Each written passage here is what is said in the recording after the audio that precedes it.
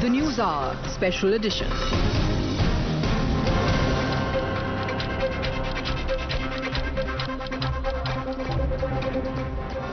Good evening and welcome to the News Hour. I'm Madhudas Gopalakrishnan. We begin with some very grim news, which is the fact that India has today crossed a very important milestone. It's unfortunate though, we have had 4 lakh cases a day. In the last 24 hours, India has crossed more than 4 lakh cases. This is something that over the last at least 7 days, we have seen India cross 3 lakh cases, and now for the very first time, 4 lakh cases, a very important but unfortunate milestone that India has crossed in terms of its total caseload at the moment. Cooper Hospital, one of the 5 vaccination centers which will be inaugurating the 3rd phase for the 18 plus category. And you can see a notice board already being put up here that the people only with the prior appointments through CoWIN app will be entertained and no walk-ins will be allowed here. So you can already see a crowd, some queue. These are the people who will be taking their first shots today between the age group of 18 to 44. Some of them told me that they could manage to get the appointment midnight as late as 1:30 or 2:30 a.m. and some of them are standing here right since 8:30 in the morning, though the vaccination program is to kickstart only at 1 p.m. So amid all confusion and the excitement, there are certain people who will be benefited today.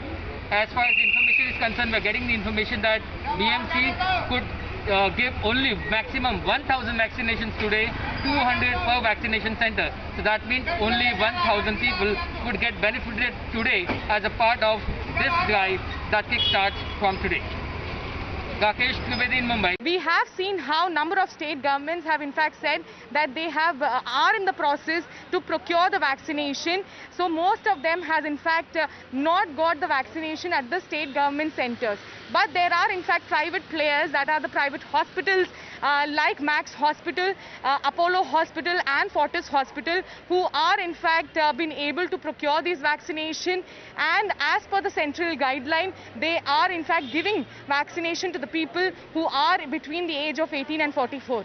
I am right now outside one of the vaccination centers, that is Max Hospital, Panchsheel Park, and you can see people in large numbers have in fact reached here to get themselves vaccinated, and we have seen how in the CoWIN portal also there are 3 park sites of Max Hospital, Panchsheel Park, and all of them are in fact, the slots are in fact all filled up for the next 3 days.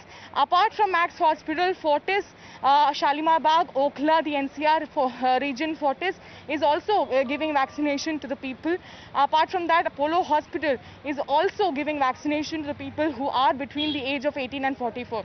So this is what is happening right outside Max Hospital, Panchsheel Park, and you can see how people are in fact lining up in queue to get themselves vaccinated. Ma'am, under which beneficiary list, ma'am? Between 18 to 44? You come under which beneficiary list? 18 to 40 between? Yes. So how hard was it for you to get yourself registered? Well, it wasn't very hard for us. We got it online. We just did it about, in fact, 2-3 days back when the registration had opened up. And we are here. We got the slot between 9 to 11. So we are here. We are in fact about to enter any moment now. All right. What are the prices that you have been asked to pay for it?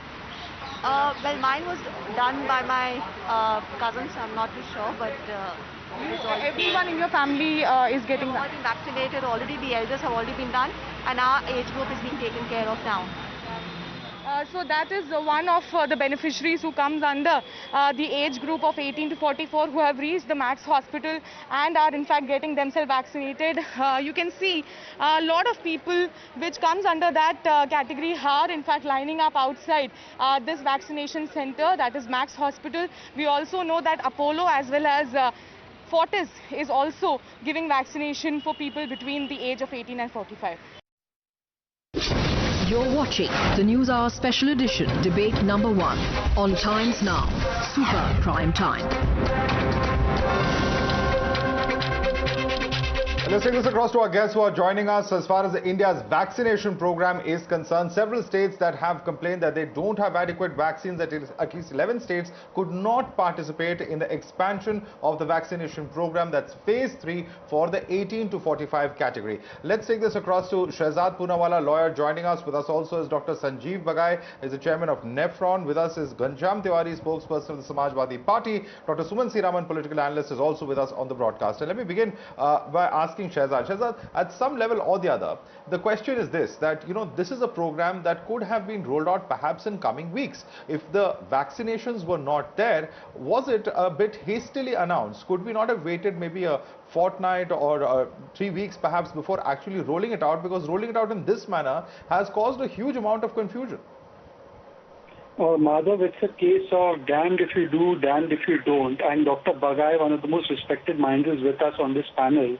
And I will tell you that when the central government was actually driving the program based on the practical capabilities of the vaccine manufacturers, because practically to vaccinate every Indian, or at least the vaccinable age of people, you need at least 1 billion vaccines, and no manufacturer has that capacity. So when the country had decided that we would vaccinate essential category people first, vulnerable groups first, then these states, these very states who got 16 crore vaccines for free from the center, by the way, complained that, listen, this is not vaccine distribution, it's discrimination, and because I'm a non-BJP ruled state, they're not giving me vaccines. At the same time, they were also claiming to be number 1 in vaccination in the country. For instance, Maharashtra vaccinated more than 1 crore people. It was claiming to be number 1, but it still made an accusation that vaccines are not being given. Also, they are led by political masters who included the likes of Mr. Tharoor, Mr. Jairam Ramesh and Manish Tiwari, who was questioning why Bharat Biotech was being given an emergency use approval and that Indians were being made guinea pigs, and that states had actually refused to take the Bharat Biotech vaccine.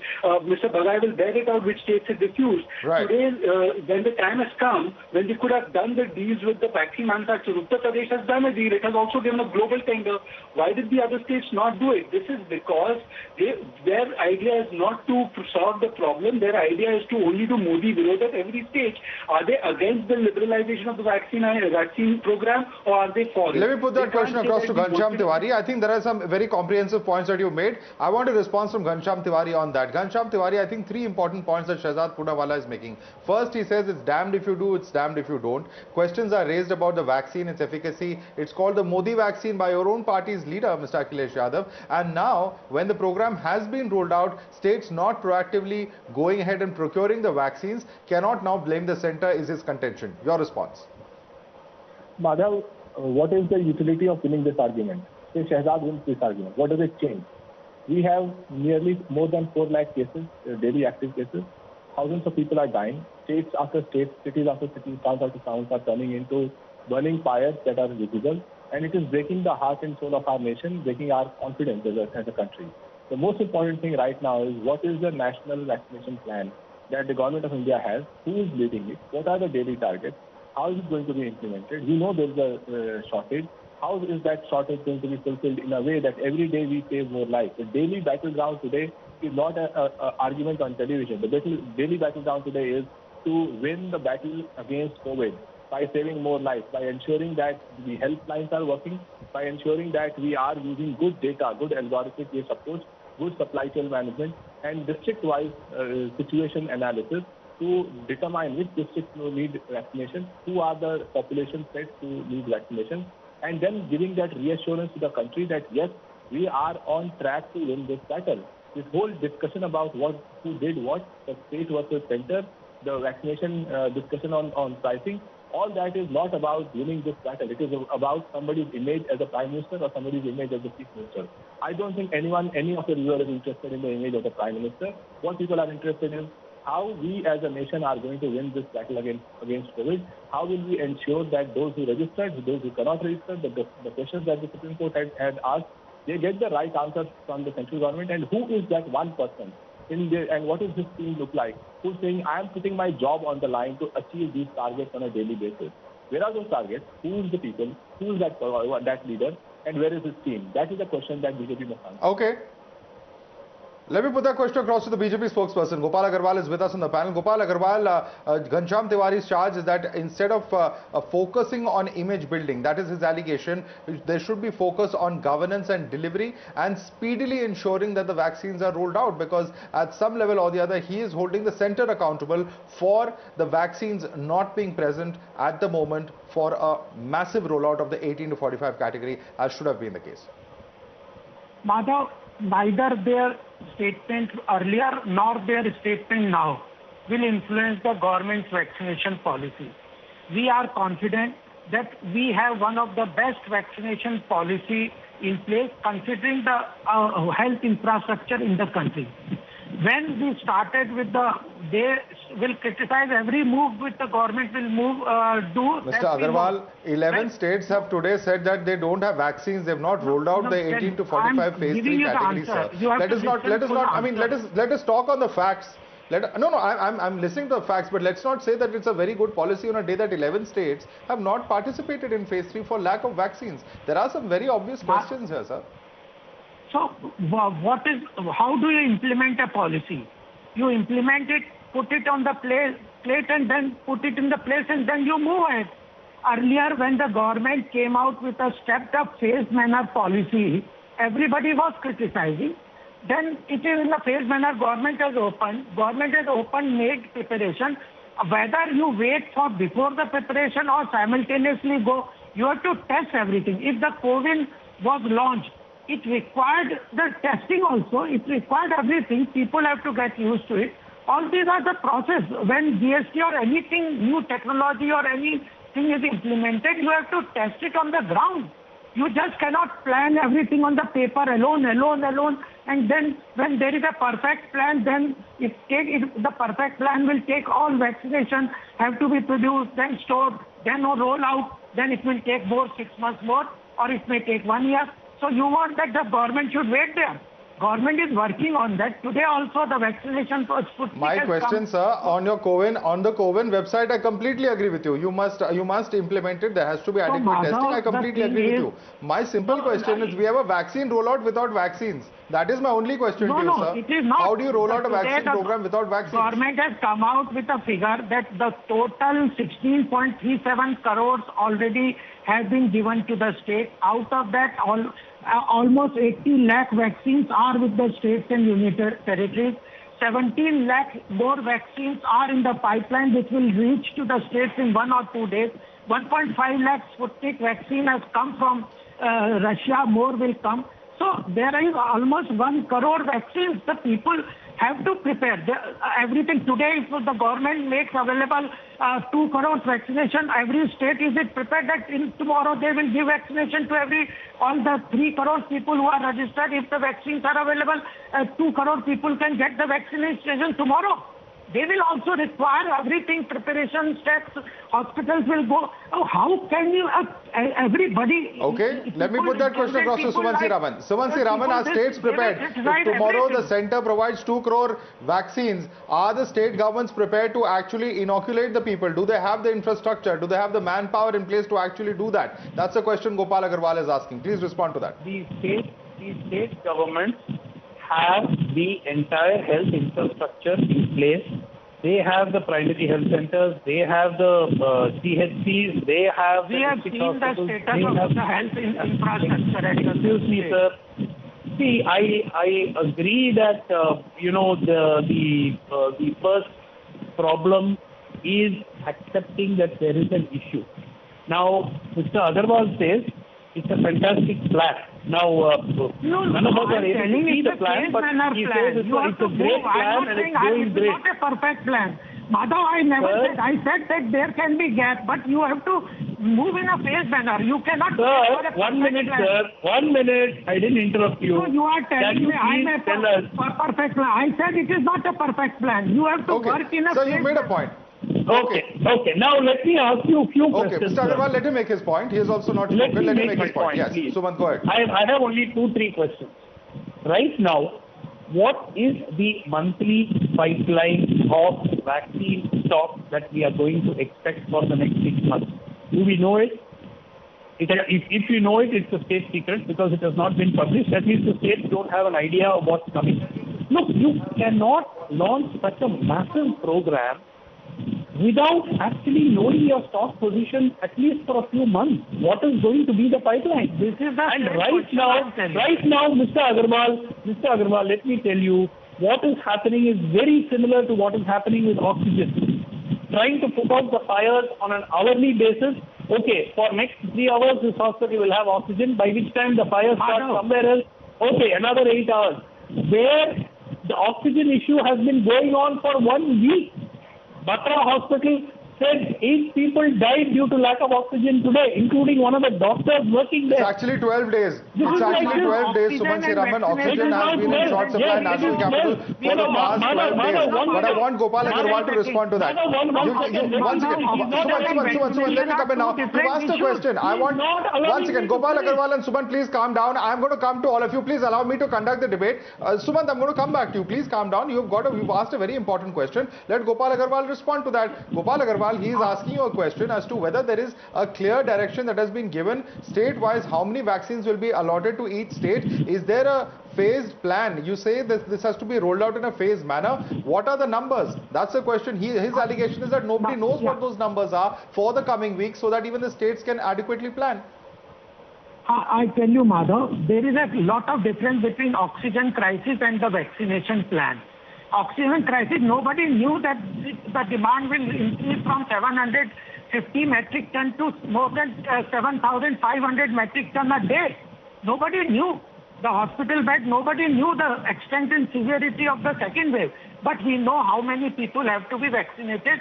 We already know that 80-90 crore population has to be vaccinated over a phased manner, and there is a supply constraint in it, and that they will need 2 jabs, and there has to be more import from foreign countries. Almost today I read that the Bharat Biotech has a plan of manufacturing about 85 crore vaccination from other countries also. So these are there, and everything you want to say that it will be the Prime Minister himself is taking care of everything. On the pricing, you just appreciate that we are getting at 150 rupees vaccination, and the globally which are being promoted by some of our opposition leaders are costing 2,500. So there are issues with the pricing. There are issues that will be sorted out. How many? So vaccination we have a clear but roadmap requirement of phased manner supply on this. There are constraints, but government knows. The commercial organization also knows how much is the requirement, what is the raw material problem, where we have to procure. All these things are very well. There has to be a plan on everything. Yes. I'm going to let Sumant respond before I go across to the only doctor on the panel. Yes. Quick response. I'm a doctor too. Sorry, Madhav, I object. Oh, I apologize. I apologize. Go ahead, Sumant Sriraman. No, I was saying my question has not been answered. So the problem I told you there is a difference. I answered. There is a difference between oxygen and nobody knew the requirement of oxygen. You are comparing oxygen with vaccination. I gave you the full answer. There is a big difference. You can compare because of the ad hoc nature of the response. There is no ad hoc nature. The Prime Minister himself has taken care of vaccination production. My state says that they have been promised 4.5 lakh vaccines in the next 1 week. After that, what? Oh, we are waiting. We will not stop. You will get it. Sir, please understand, when there is a shortage of beds, there is also a shortage of healthcare staff. If you are a doctor, I know business industries. I know how business and industries work. You plan in the future. Okay. Gentlemen, let's not. This is a very important debate. I don't want to get into this kind of a slanging match. Let me quickly bring in Dr. Bagai, who's been waiting very patiently. Dr. Bagai, I think 2 or 3 important questions that we need to know the answer of. A, today's vaccine rollout that was announced with much fanfare about 10-12 days ago. In effect, when it has been rolled out today, we clearly are short on vaccines. Where has the problem been? Do we have enough of a pipeline as a nation? And will we be able to rapidly inoculate large sections of our population, as is the current need as far as the second wave is concerned? Good evening, Madhav. Good evening, everyone on panel. I think 18 and above, especially looking after the extremely clinical vulnerables, that's the immunocompromised patients, is the key. Now, there are many moving parts. This is one of the largest adult vaccination drives, which no country in the world has done, neither India. There are many moving parts, and you can't have all the parts falling into place the same time. Perhaps retrospectively, if you look at it backwards, everyone is an Einstein. Looking forward, maybe we could have delayed it by a day or 2 or 3. Sputnik is already over here. The consignment has already reached. Both the Serum Institute and the Bharat Biotech are ramping up the production. In the long run, when you're looking at a pan out beginning from now up to 3 months or 3.5 months or 4 months, plus minus 1 or 2 days is not going to make a huge difference. Now, the flip side of the coin is, if we had fixed a date 5 days later or 10 days later, and all the production would have been in order to have originally begun today, it would have been the other way around then. Everyone would have questions. So at the moment, let us not ask too many questions with regards to the exact date. Our aim is to get the adequate production, start rolling out the vaccine program. The suggestion which I would like to make, Madhav, through your platform and through your prestigious channel is, there is a lot of new data which is now emerging that post-COVID infection, you have a very robust immunity for 8 months. And post-vaccination, your first vaccination gives you a robust immunity up to 8 to 10 months. So it would be also a case in point so that we can ramp up and immunize more across the board of India, more number of people with the first shots. We can even delay the 10 to 12 up to 16 or 18 weeks because the data is there to prove it scientifically. The point which I want to make is, all of us, including everyone on panel, all the viewers who are watching, all the doctors who already got the vaccines, have to stand up to become vaccine ambassadors. The only way we can kill this virus out of India is to ramp up the vaccination, become vaccine ambassadors, remove the occasional hesitancies which is gradually decreasing. The point about the uniform pricing, I am a firm believer that the pricing should be uniform, it should be affordable to everyone, state or central should be uniform, government or private should be uniform. Okay, let me put those questions across to Ghanshyam Tewari. Ghanshyam Tewari, are we unnecessarily politicizing what is a huge program which is unprecedented anywhere in the world? There are issues, but yes, vaccines are arriving. The first batch of the Sputnik vaccines you would have seen has arrived on Indian shores. They will be manufactured in India, and both our vaccine manufacturers, both Bharat Biotech and Serum Institute, are going to be ramping up their production very, very fast in coming days. Ghanshyam. Well, clearly, Madhav, the goalpost of the crisis right now is not the politics of it. The goalpost of the crisis is how do daily active cases come down? How do more people recover? How do more people get vaccines? How do we collect data to intelligently run our vaccine program? How do we communicate that as a nation we are united in our vaccination program to say that we are winning this battle every day? How do we measure the fatigue that healthcare workers are facing and the way we take care of healthcare workers? How do we create parallel systems to release some healthcare workers who are fatigued? How do we ensure that those who are not chronic patients of other diseases have some support? Mothers, pregnant women have some support. How do we ensure that those who pass away are given the last rites in a way that is respectful and their families have some healing support? This is an entire gamut of things. I don't think any politician in BJP has proven the professional capability to do it. What you require is a national team which is not necessarily emerging from politics. We have enough bench strength of professionals in this country. If the government of India wanted a national team, you will have it. You tell us.